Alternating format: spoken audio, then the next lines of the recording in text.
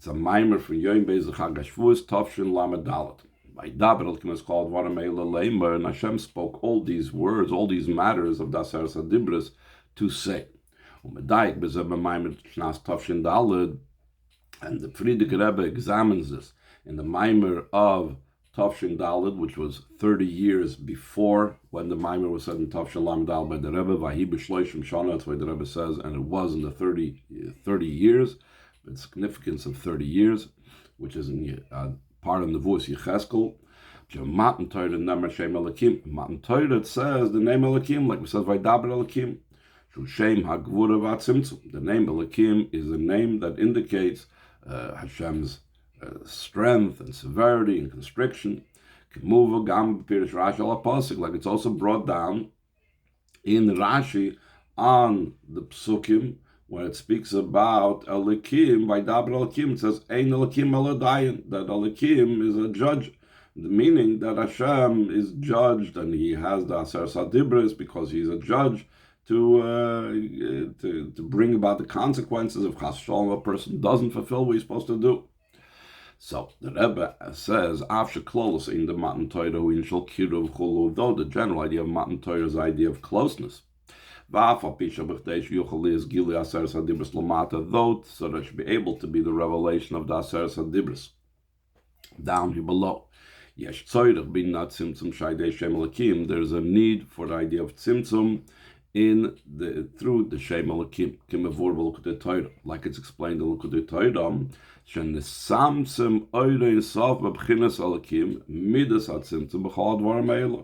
that the infinite light of Hashem had to become constricted in the level of Elikim, which is Hashem's attribute of tzimtzum. B'chol hadvarim haela, he had to constrict himself, his infinite being, in all these matters.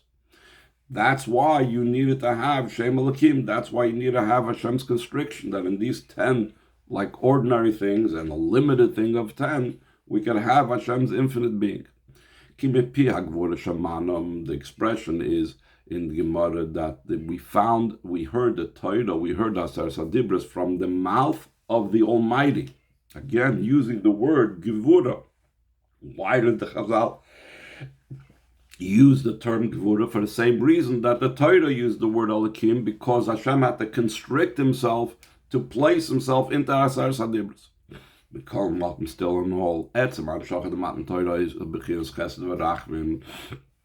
The very Hamshach of the giving of the Torah was in the way of Hashem's kindness and mercy. That's the idea of the name Yud Kei Vav Kei, which is Hashem's name of mercy. That name was mentioned by Matan Torah, like it says, Vayered Havaya Har Sinai, that Havaya descended on Har Sinai. Doesn't say Vayered Elikim, because Vayered Havaya Har Sinai is talking about the general relationship. The general idea of Hashem giving us the Torah was an expression of his kindness. So that's why Hashem's kindness and Hashem's expression of his kindness precipitated and allowed for Hashem descending on Har Sinai. Also it says, face to face, Havaya spoke with you, not Elikim. Elikim is only an instrument. It's only a means. Even the beginning of the actual Daseres HaDibros also begins with Anochi Havaya, again indicating Hashem's level of kindness. V'rak lacher is a Nemer Elkecha, only following Anochi Havaya, the say Elkecha brings it in Shem Elikim. So therefore the Rebbe asks, even though we explained that Shem Elikim is necessary because Hashem had to constrict his Ein Sof into these 10 matters, but since the general theme and the general idea of Matan Torah is an expression of Hashem's kindness to us, if so, the question is, Lama Nemer Vaydaber Elikim Davke, why does it say specifically Vaydaber Elikim? In other words, there could have been other ways for the Torah to express that Hashem had to constrict himself in the process. But instead of right away, almost at the beginning of before he's about to address us, he's right away going to come in with this idea of Vaydaber Elikim, indicating something that has to do with constriction and tzimtzum. Further, the Rebbe asks, line 19, And also we need to understand Vayidaber Elekim. Why does it say Vayidaber Elekim? Shedibur hu lashon kasha, that dibur in general is a hard expression. Already Vayidaber indicates a level of might, severity, constriction. Vafal became Messiah Lamer. Still, he concludes with the word Lamer. Vayidaber Elekim is called Advar Lamer. Lamer is from the word Vayomer Shamira Lashon Raka. That's the word Amira indicates a soft way, not speaking in a way of difficulty, hardness, and strength. As we know concerning the preparation for Matan Torah, it said that Koi Soimer Beis Yankov, Daber B'nei Yisrael, that Beis Yankov is talking about the women, and to the women you have to speak Soimar in a way as a soft way, and to the men you have to be in a way of Haggadah. So you see that Amira is something that's a soft way of speaking. And the Rashi also brings down, he brings it in the side of the page, that says, Vayidiber ish adonai haaretz itzanu kashes. And the word Rashi explains diber on that pasuk where it talks about the brothers relating to Yaakov, what Yosef said. He uses the word dibur because dibur is an Indian of a hard type of speech. And the Rebbe goes on to say, like we also find in the Torah, top of page Zayin Shalpeh, we find the oral Torah Lashon Rachmana Karya, Rachmana Amar. A lot of times in Gemara it'll use the expression when it wants to say Hashem said something, it'll say the merciful one called it. The merciful one said it. Why does it say it that way? Because the idea of saying the word Amira has to do with the merciful one. That has to do with compassion and mercy, which is again a lashon raka, a softer type of expression. So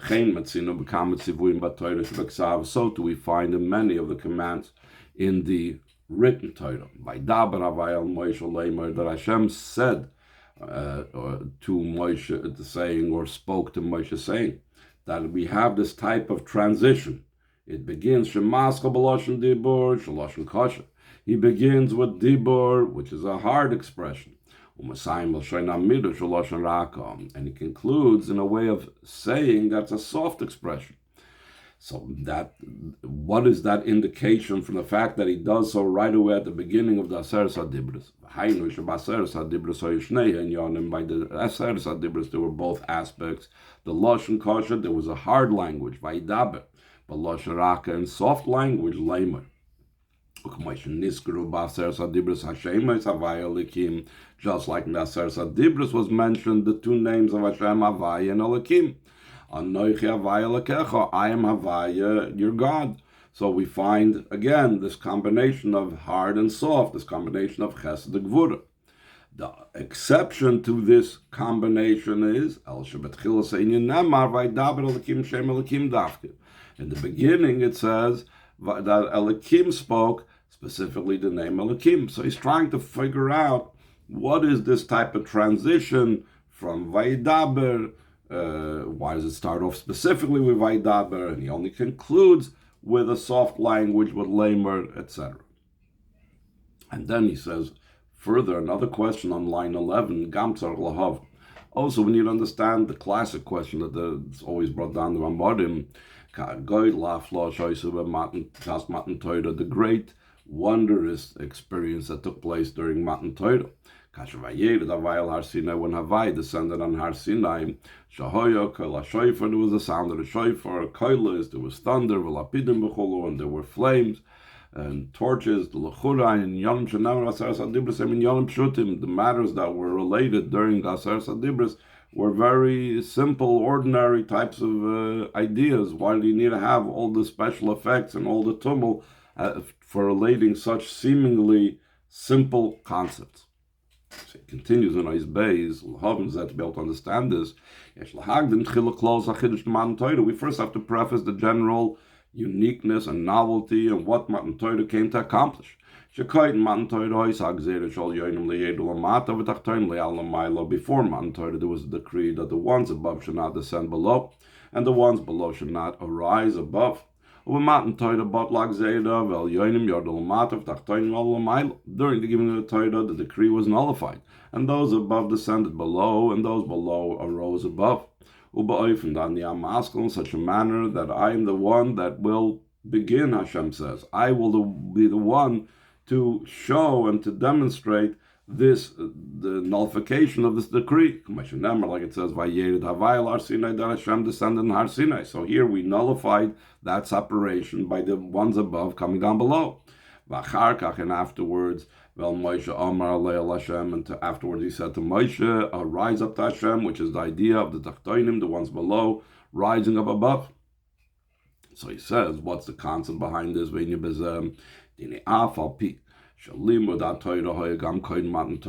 Torah study existed even prior to the giving of the Torah, that's the idea of the Torah of the forefathers, that the forefathers sat and learned Torah to such a degree that a yeshiva study hall never ceased from our forefathers, even throughout the entire 210 years that the Yidden were in Mitzrayim. It was